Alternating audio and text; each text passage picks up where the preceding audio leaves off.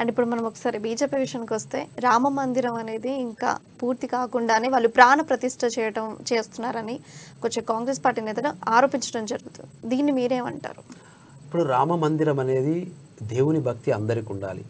రామ మందిరం తప్పకుండా కట్టాలి. ఓకే, దాన్ని ప్రతిష్ఠింపజేయాలి. దానితోని ఈ దేశంలో శాంతిని చేకూరాలి. హిందూ ధర్మమే ఈ దేశంలో సంస్కృతి నేర్పింది, అన్ని ధర్మాలతో పాటుగా.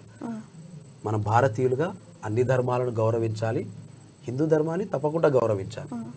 కానీ కాంగ్రెస్ పార్టీ అనేది ఏంటంటే ధర్మాన్ని రాజకీయ పరిస్థితులకు వాడుకోవద్దనేది కాంగ్రెస్ పార్టీ యొక్క సిద్ధాంతం. ధర్మాన్ని ధర్మంగా చూడాలి, ధర్మాన్ని పదునుగా పెట్టుకొని వేరే వారికి అధర్మం చేయకూడదు అనేది మా రాహుల్ గాంధీ గారి ఉద్దేశం. తప్పకుండా రామ మందిరాన్ని ఆహ్వానిస్తున్నాం, తప్పకుండా ప్రతిష్టాపన జరగాలి, దాని ద్వారా ప్రజలకు శాంతి చేకూర్చాలి. కానీ మేము కోరేది ఏంటంటే ధర్మాన్ని రాజకీయ పరం చేయకండి. రాముడు అందరి దేవుడు, రాముని రాజకీయ పరంగా వాడకండి అనేది కాంగ్రెస్ పార్టీ యొక్క సిద్ధాంతం, కాంగ్రెస్ పార్టీ యొక్క విజ్ఞప్తి.